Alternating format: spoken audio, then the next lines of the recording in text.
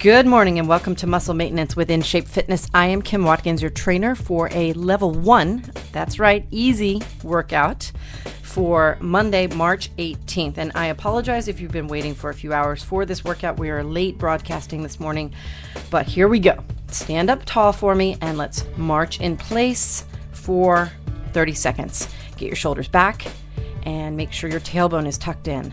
Squeeze your tummy muscles and really take in some breath, some air through your nose.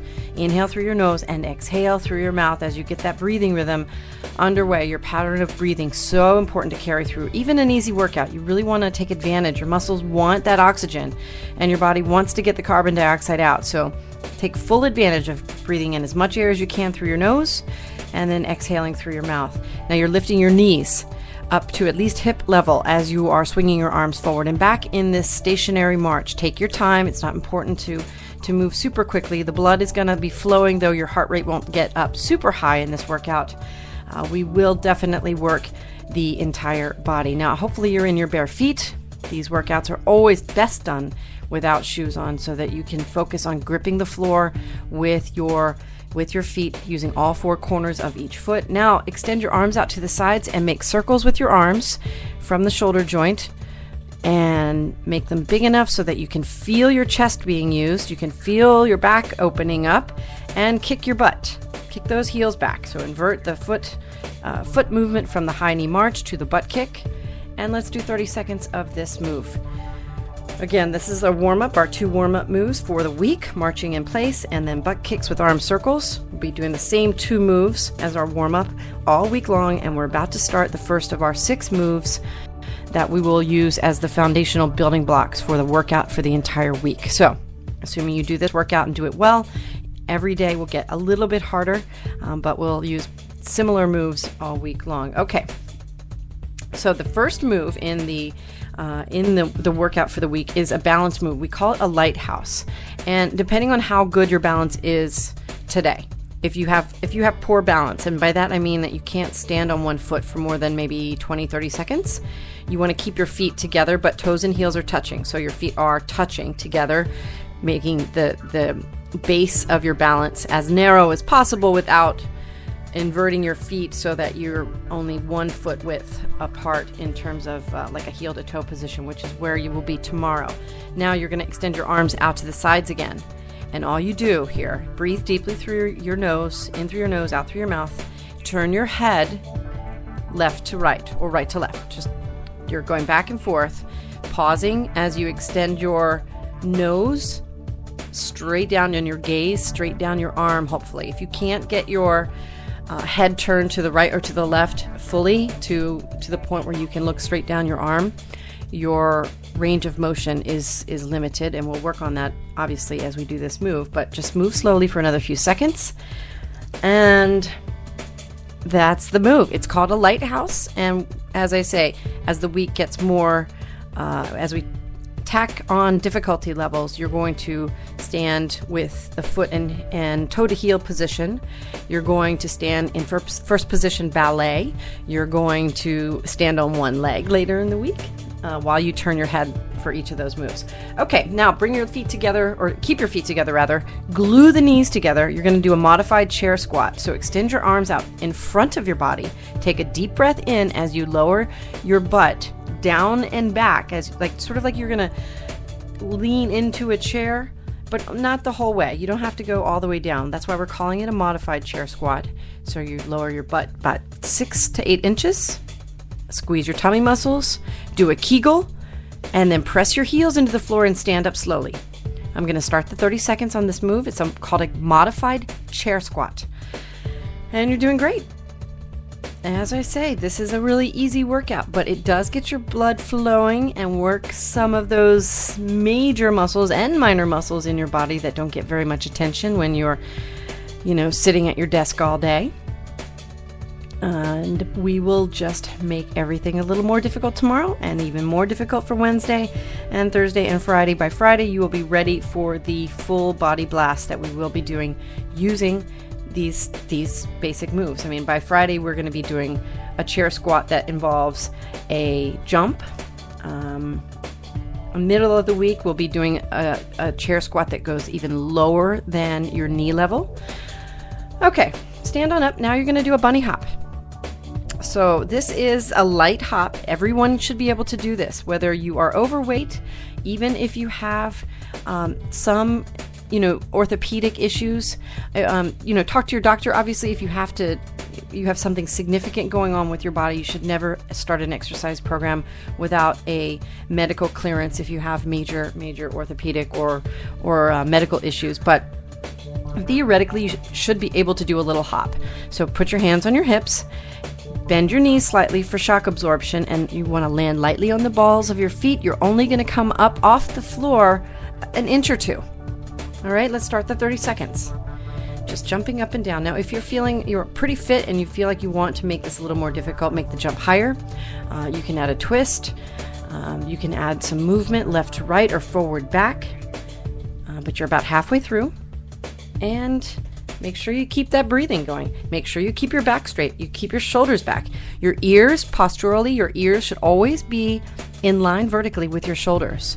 So you want to keep those shoulders back. Don't round them in, rounding your spine, rounding your back, putting more strain on your spine and your back muscles.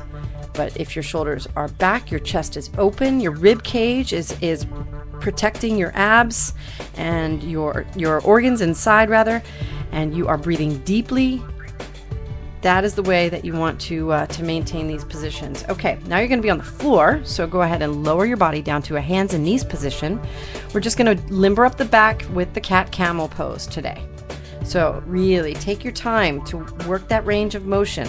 You want to drop your head like a bowling ball and then round up your spine, curving your spine up so that that middle part of your back is high in the air, like a scared cat.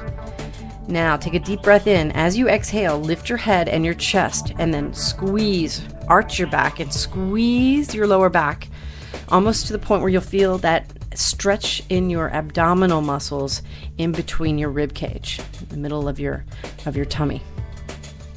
Okay, again, drop your head like a bowling ball. Round up your spine. As you exhale, really, really force the spine to get a little bit higher than the last time. And one more time, take a deep breath in. As you exhale, lift your head and your chest. Very good. Okay, now we're going to do some push-ups. These are modified push-ups. You're going to do them on your knees, but I want you to walk your hands forward a little bit so that your thigh makes a 45-degree angle with the floor, whereas in the cat-camel position, your thigh made a 90-degree angle. Now you're going to extend your body forward, and the reason that we do this is to engage your tummy muscles. Your arms, your shoulders, and your hands should be vertically also in line with one another, but widen your hand stance so that you can recruit your chest muscles. Now take a deep breath in as you lower your body, as you bend your elbows. Remember, you're bending your elbows. And then exhale as you push your body back up. Okay, let's start the 30 seconds now.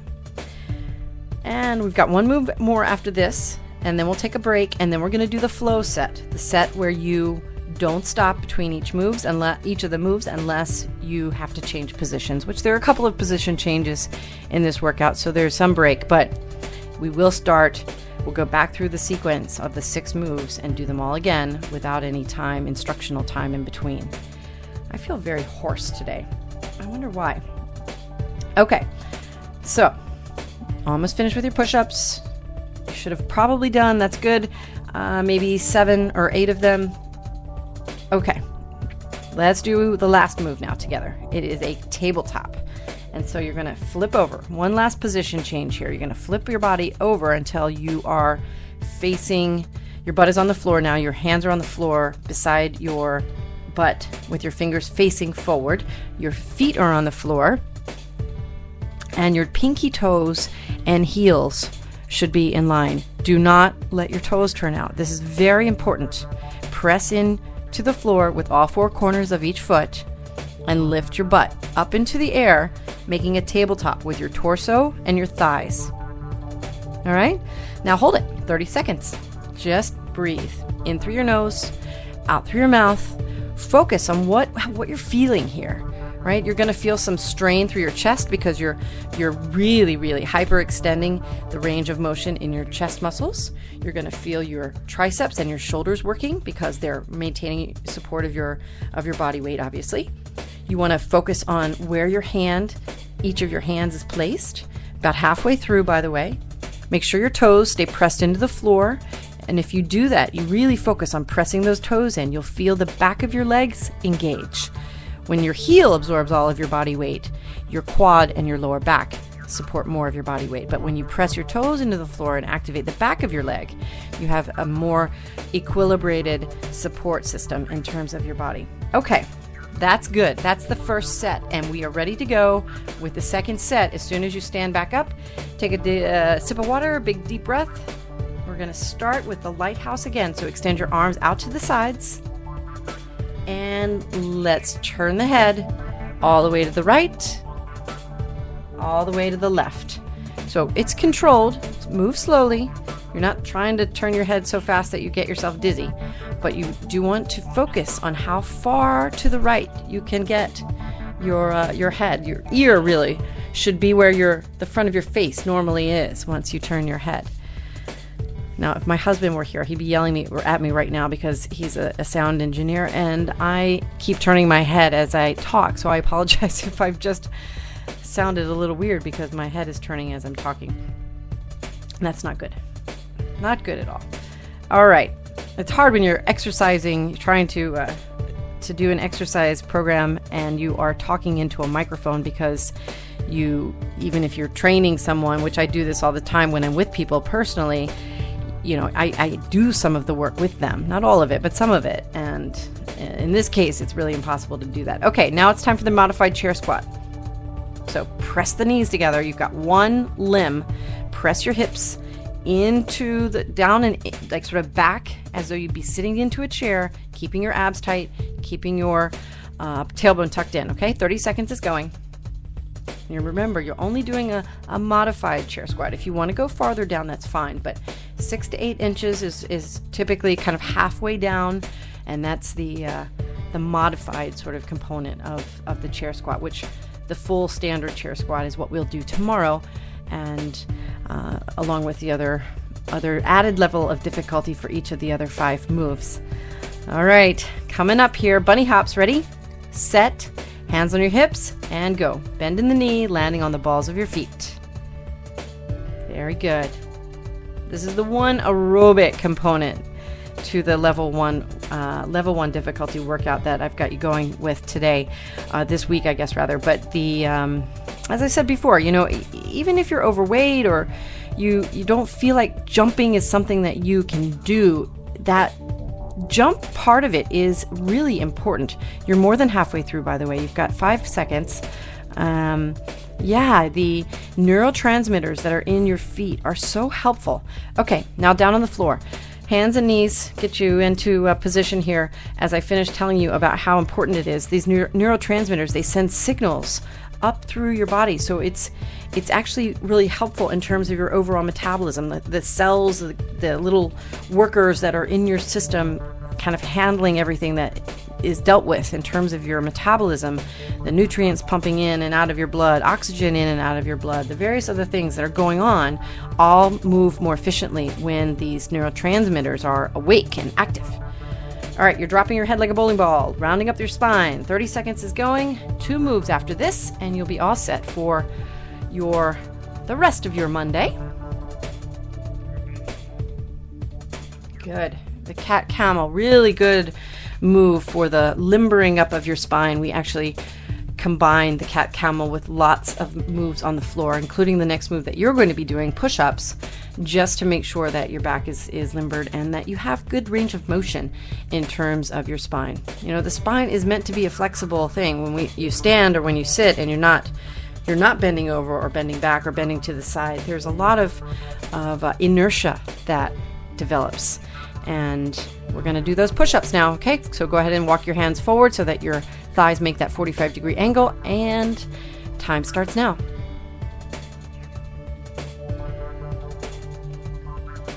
Very good. Make sure you inhale on your way down. Exhale as you push back up. Now remember, muscle maintenance workouts are not designed to change your life in terms of weight management. And in reality, the truth of the matter is your food is going to have such a greater impact on your weight than is exercise, unless you undertake some sort of, every day for more than an hour at a time, maybe train for a marathon or something like that. There are definitely ways to do that, and we can put a program together for you if you need that. Turn your body over, by the way. Last move is the tabletop. Time starts now, so your hands are underneath your shoulders, your feet are on the floor, toes down, hips and torso up high, and just breathe. So you can get in touch with me if you are in need of something really super significant. Muscle maintenance workouts are designed to be the functional sort of get it out of the way thing you do, like brushing your teeth, taking care of your body, taking care of your joints, making sure your muscles have some movement and have some weight bearing activity in the day, other than standing up and walking to your car and maybe picking up your heavy bag that you schlep around all day long. It's for functional life. It's for ease of comfort. And in truth, if you eat really well and you do this sort of workout and have an active life other than doing the exercise thing, it really should be enough. And on that note, I'm going to sign off. You've done a great job today. This was your level 1 workout for muscle maintenance. I will see you tomorrow for level 2, and it will be on time. Have a wonderful day. I'm Kim Watkins from InShape Fitness. We'll see you tomorrow.